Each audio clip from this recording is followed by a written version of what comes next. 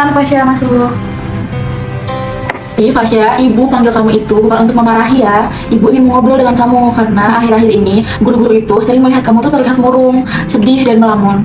Ibu ingin tahu apa yang terjadi sama kamu akhir-akhir ini. Ibu saya sudah tiada, ayah saya jadi berubah Bu. Ayah saya jadi sering memarahi saya, memarahi soal nilai saya di kelas, peringkat saya, kemudian masa depan saya.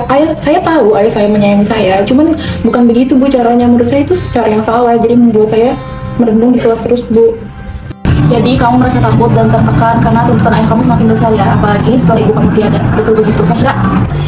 Iya ya Bu, saya jadi kurang fokus di kelas, jadi saya selalu kepikiran kata-kata ayah saya. Kalau nilai saya turun, jadi saya kurang fokus juga kan jadinya di kelas. Jadi saya takut untuk pulang juga Bu. Ibu saya dulu selalu nangis saya ketika saya semenjak ibu saya tiada, bingung harus terima siapa Bu. Dari cerita yang kamu berikan kepada ibu melihat kamu sedang membawa beban yang cukup berat. Ibu bisa mendampingi kamu di sekolah, tapi akan lebih baik kalau kamu juga bertemu psikolog yang lebih profesional, agar kamu ada ruang yang lebih khusus untuk membantu kamu mengelola perasaan, tekanan, dan komunikasi bersama ayah kamu. Emang saya sakit Bu harus pergi ke psikolog? Tidak, bertemu psikolog bukan berarti kamu rusak atau lemah. Psikolog membantu orang memahami masalah, emosi, dan cara menghadapinya. Sama seperti kalau kita bingung pelajaran, kita bertanya kepada guru. Ayah pasti marah kalau tahu Bu. Bu akan bantu komunikasi dengan baik. Kita mulai dari proses administrasi dulu. Kamu tidak sendirian, Fasya. Setiap hari, Pak Rudi bekerja keras di pasar. Ia menjalani 2 pekerjaan sekaligus, sebagai kuli panggul dan tukang parkir. Dari pagi hingga sore, ia mengangkat barang dan mengatur kendaraan demi memenuhi kebutuhan keluarga dan biaya sekolah Fasha.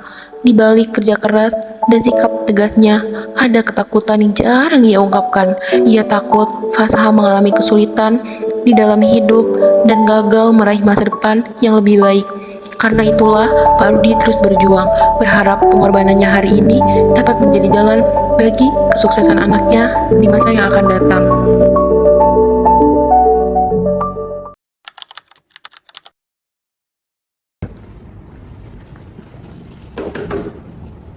Halo, selamat siang. Ada yang bisa dibantu?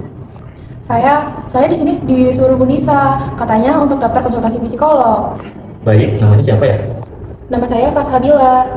Kamu kelihatan cemas, tidak apa-apa. Tarik nafas dulu. Di sini tuh prosesnya aman dan kamu akan dibantu step by stepnya. Saya takut orang-orang tahu. Saya juga takut dikira saya bermasalah. Konsultasi itu bukan aib.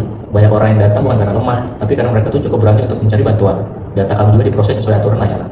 Kalau saya tidak tahu, saya harus cerita apa? Tidak apa-apa, psikolog akan membantu kamu pelan-pelan. Kamu tidak harus langsung punya jawaban, cukup datang dan jujur dengan apa yang kamu rasakan. Baik, kamu bisa duduk terlebih dahulu.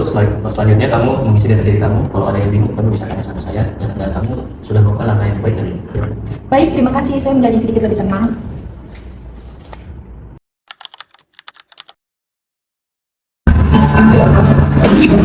Selamat datang. Silakan duduk. Fasya, saya Dava. Kamu bisa panggil saya Adava. Terima kasih sudah datang hari ini. Kamu apa kabar hari ini? Baik. Gimana tadi perjalanan ke sini? Macet atau ada kendala di jalan? Tidak ada, semuanya berjalan dengan lancar. Baik, sebelum kita mulai, saya jelaskan sedikit di sini. Di sini ada kita akan ngobrol dengan aman. Saya akan mendengarkan maaf ini. Lalu jika ada hal yang bersifat rahasia atau private, aku bisa rahasiakan saja. Kecuali kalau misalkan ada kondisi kamu yang membahayakan ataupun yang orang lain sampai sini atau dapat dipahami. Bisa kan? Kalau kamu sendiri ingin saya panggil Fasya atau ada panggilan yang lain yang lebih nyaman? Nggak apa-apa. Baik, Fasya, dari skala 1 sampai 10, 1 itu sangat tidak nyaman, 10 sangat nyaman. Kira-kira seberapa nyaman kamu berada di ruangan ini sekarang? Ya, 4 Kak. Terima kasih sudah mau jujur. Jadi saat ini kamu masih ada rasa tidak nyaman ya? Oke, kita nggak perlu terburu-buru. Kamu bisa, aku boleh tahu apa yang membuat kamu bersedia datang ke sini walaupun kamu masih merasa cemas? Bilang, saya tidak sendirian. Saya juga capek Kak, merasa takut terus. Jadi selama ini kamu sudah memendam lama rasa takut ya? Itu alasannya sebenarnya masih masuk akal. Lalu ceritakan kira-kira rasa takut itu seperti apa? Saya takut ketika saya pulang, kemudian nilai saya turun, takut ayah saya marah, ketika saya merasa tidak berguna, dan ketika saya merasa tidak pintar, saya juga takut ayah saya marah-marah kepada saya. Jadi saya dengar saat nilai kamu turun tuh pikiran yang muncul dalam pikiran kamu itu adalah kamu merasa saya tidak berguna. Nah, kira-kira perasaan yang mengikuti itu biasanya apa saja sih? Rasa sedih, sesak, dan kadang ingin menghilang saja. Tapi bukan berarti saya ingin menyakiti diri Kak. Saya cuma ingin berhenti dari merasa berat di diri saya. Tadi saya dengar kamu merasa sangat berat ya, tapi saat ini kamu tidak punya ini tetap menyakiti diri kamu. Sebelumnya terima kasih sudah menyampaikan dengan jelas kalau perasaan itu muncul. Biasanya kamu melakukan apa sih kalau misalkan ada sesuatu lagi seperti itu? Saya kadang selalu diam di kamar, kemudian saya selalu pura-pura untuk belajar, padahal itu semua tidak masuk di kepala. Kalau mau tahu sejak kapan sih hal ini mulai mengganggu pikiran kamu? Sejak ibu saya meninggal, ibu dulu selalu menenangkan saya, ayah berubah menjadi lebih keras, ayah selalu mencari HP saya, melarang saya bermain, dan selalu bilang saya harus mendapatkan ranking. Baik, kalau saya rangkum berarti ada 3 hal besar. Yang pertama yaitu kehilangan ibu, yang kedua ada tekanan akademik, dan yang ketiga ada kontrol ayah yang membuat kamu merasa tidak punya ruang.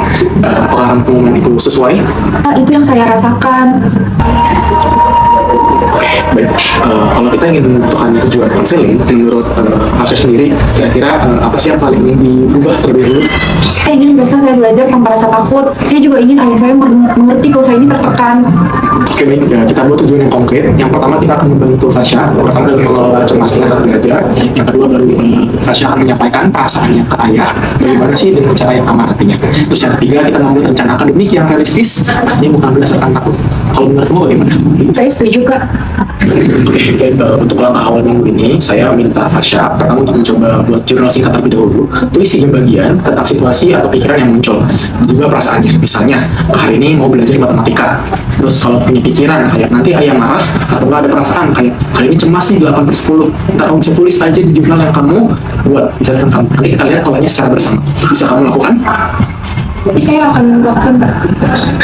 Dan satu lagi, kalau misalkan kamu cemas lebih naik, coba deh latihan nafas 4-4-6. Tarik nafas dalam 4 hitungan detik, lalu tahan selama 4 detik, buang selama 6 detik. Nah, ini tuh emang tidak menyelesaikan masalah kamu, tapi bisa membantu kamu bisa lebih tenang lagi. Terima kasih, Kak. Saya merasa jadi lebih dipahami. Saya senang kamu berani bercerita, tapi di sesi berikutnya, dengan persetujuan kamu dan juga rujukan dari sekolah, saya ingin bertemu nih dengan ayah kamu. Tapi tujuannya bukan untuk menyalahkan ayah, tapi memahami dari kondisi dari kedua sisi. Apakah bisa dilakukan? Saya takut, Kak. Tapi saya ingin ayah saya tahu perasaan saya. Tidak perlu khawatir, karena nanti saya juga akan membantu dan mendampingi kamu. Kita akan atur agar proses tetap berjalan aman dan juga nyaman bagi kamu dan juga bagi ayah kamu sendiri. Senang bertemu dengan Anda. Terima kasih sudah hadir pada hari ini. Silakan bisa terlebih dahulu. Sekali lagi terima kasih sudah bersedia datang Pak Rudi. Saya tahu Bapak mungkin sibuk bekerja pada hari ini, tapi saya sangat mengapresiasi atas kedatangan Pak Rudi pada hari ini. Saya datang karena diminta sekolah. Terus terang, saya bingung. Anak saya yang nilainya turun, kenapa saya yang dipanggil ke sekolah? Sebenarnya pertanyaan Bapak wajar. Pertemuan ini tuh bukan untuk menyalahkan Bapak, justru karena Bapak adalah orang yang penting di dalam hidupnya si Fasya. Kami di sini ingin memahami situasi dari sisi Bapaknya juga. Saya cuma ingin si Fasya sukses. Saya kerja sebagai kuli panggul, saya tahu rasanya hidup susah. Saya tidak mau anak saya seperti saya. Bapak sangat pengen nih melihat Fasya ini punya masa depan yang lebih baik. Itu bagus loh Pak, karena itu salah satu bentuk kepedulian Bapak sendiri. Iya, tapi dia sering diem, nilainya turun. Kalau saya tidak keras, dia makin santai. Jadi menurut Bapak, keras itu cara untuk menjaga Fasya tetap di jalur. Boleh saya tanya nggak sebenarnya? Sejak kapan Bapak merasa harus lebih ketat atau lebih kuat gitu dalam mendidik si Fasya ini? Ya, semenjak ibunya udah meninggal, dulu ibunya yang lembut sama dia. Saya sih nggak pandai ya buat bicara sama dia. Saya cuma tahunya kerja dan negur dia sekali-sekali doang sih. Bapak juga kehilangan pasangan, dan setelah itu Bapak merasa harus menjalankan 2 peran sekaligus. Saya tidak pernah bilang begitu, tapi iya, saya takut gagal memisahkan pasien. Takutnya kuat sekali ya Pak. Kadang memang ketika orang tua takut, yang keluar itu bisa berupa marah, tuntutan, atau nggak di luar kontrol. Padahal di dalamnya itu terdapat kasih sayang. Jadi saya salah ya, Pak? Saya tidak akan menyebut Bapak salah sebagai pribadi. Tapi kita lihat dulu nih, apakah cara yang dipakai itu benar-benar membantu Fasya, atau justru membantunya malah makin tertekan. Dari informasi sekolah yang saya terima, Fasya itu merasa takut, cemas, dan juga kesulitan fokus. Dia tidak pernah bilang sih ke saya. Mungkin dia takut untuk mengecewakan Bapak. Tapi kita bisa mulai nih dari tujuan yang sama terlebih dahulu. Bapak pengen Fasya itu berhasil. Fasya pengen belajar tanpa adanya rasa takut. Bagaimana kalau kita cari jalan tengahnya terlebih dahulu? Kita mencari agar dukungan Bapak itu tetap tegas, tapi tidak membuat Fasya merasa sendirian. Bagaimana menurut Bapak? Saya mau kalau itu bisa membuat dia membaik. Sini kita tidak menuntut Bapak untuk berubah secara sempurna hanya dalam sehari. Kita mulai dari jeda 10 detik dulu sebelum menegur. Misalkan tarik nafas, lalu pilih kalimat yang tidak menyerang. Apakah Bapak bersedia untuk mencobanya? Berat buat saya, Pak. Saya terbiasa langsung marah. Baik, untuk tujuan awal, saya bisa usulkan 3 hal. Yang pertama, Bapak bisa belajar bertanya sebelum menasihati. Contohnya kayak, Fasya, bagaimana sih yang sulit? Bukan langsung bilang kamu malas atau kamu bodoh. Terus yang kedua, target akademik itu dibuat realistis Pak, bersama dengan sekolah. Ketiga, kontrol seperti cek HP atau larangan keluar. Itu bisa dibicarakan dengan alasan dan batasan yang jelas, bukan karena emosi. Seperti itu Pak. Berat buat saya Pak, saya tuh sudah terbiasa langsung marah ke pasien. Di sini, kita tidak menuntut Bapak untuk berubah secara sempurna. Kita mulai dari jeda dulu 10 detik sebelum menegur. Tarik napas, lalu pilih kalimat yang tidak menyerang. Apakah Bapak bersedia mencoba? Saya akan mencoba demi Fasya. Baik, terima kasih Pak atas perhatiannya. Pada pertemuan berikutnya, saya akan mempertemukan Bapak dan juga Fasya. Saya akan membantu agar percakapan tetap aman dan juga terarah.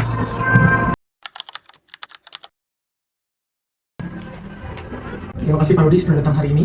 Terima kasih juga Fasya sudah datang hari ini. Silakan duduk. Selamat datang kembali kepada Fasya dan juga Pak Rudi di sini. Di sini kita akan belajar berbicara dengan cara yang lebih aman pastinya. Aturannya sederhana, kita tidak memotong, kita tidak mengejek, kita tidak menyalahkan. Kita gunakan kalimat saya merasa, bukan kamu selalu. Bisa disepakati di sini? Bisa Pak. Bisa.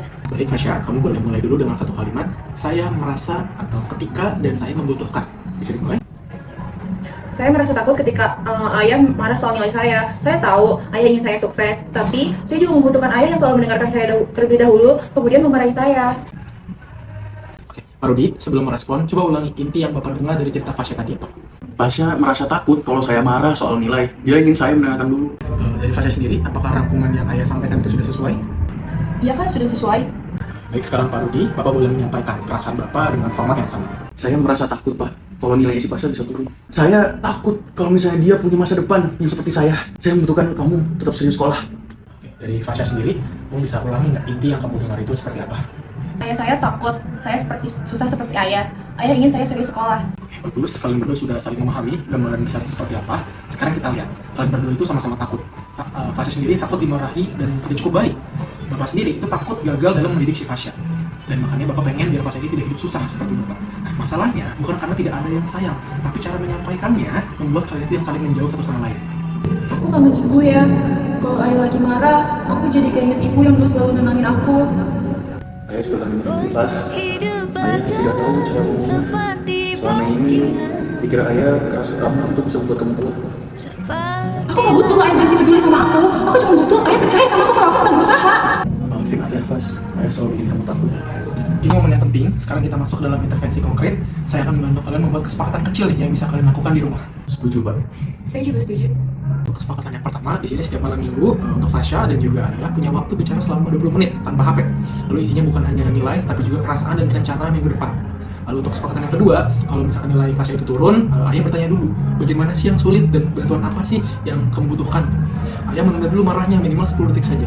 Lalu untuk kesepakatan yang ketiga, Fasya itu membuat jadwal belajar yang realistis, melakukan progres bukan karena takut, tetapi sebagai bentuk tanggung jawab. Nah, Fasya di sini juga boleh punya waktu istirahat yang cukup jelas. Sampai sini dapat dipahami semuanya? Baik Pak, saya paham. Oke, baik, sebelum kita akhiri, saya ingin masing-masing menyebutkan satu sama lain kekuatan dari orang yang ada di depan kalian. Fasya sebenarnya anak baik. Dia tidak pernah banyak menuntut. Ayah bangga kamu mau tetap sekolah meski berat. Ayah adalah seorang yang pekerja keras. Aku tahu ayah selalu capek, tetapi ayah juga selalu kerja untuk aku. Baik, terima kasih untuk terminasi sesi pada hari ini. Saya rangkum, Fasya di sini belajar menyampaikan perasaan dengan aman. Di sini juga Pak Rudi mulai memahami bahwa dukungan itu tidak harus selalu berbentuk dengan tekanan. Kalian sepakat nih untuk membuat waktu bicara, jadwal belajar secara realistis, serta jeda dulu nih sebelum marah atau Pak Rudi, dan juga aturan ini yang lebih terbuka. Tugas ruang minggu ini adalah untuk menjalankan satu kali waktu bicara selama 20 menit. Tulis apa yang berhasil dan apa sih yang masih sulit untuk misalkan dibicarakan. Di sini semuanya bisa dipahami. Baik Kak. Terima kasih Pak. Saya tidak janji langsung bisa sempurna, tapi saya akan berusaha.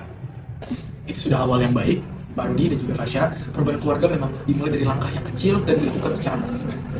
Itu dia keseluruhan sesi konseling pada hari ini. Terima kasih atas partisipasinya kepada Bapak Rudi dan juga Fasya yang telah hadir dan juga telah bekerja sama dengan baik pada sesi konseling pada hari ini. Saya cukupkan sampai sini. Semoga kedepannya dari kedua pihak bisa saling menyayangi dan lebih akrab satu sama lain. Saya akhiri, kalian berdua sudah bisa untuk meninggalkan ruangan. Terima kasih. Mari saya antar.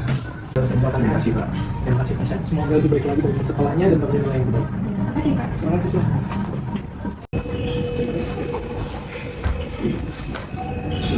Fasya, kamu bagian mana yang sulit? Ini ya, aku lagi kerjaan matematika. Oh, mungkin ayah nggak terlalu pandai sih sama matematika, tapi ayah bisa nemenin kamu belajar ya. Iya, terima kasih ya. badai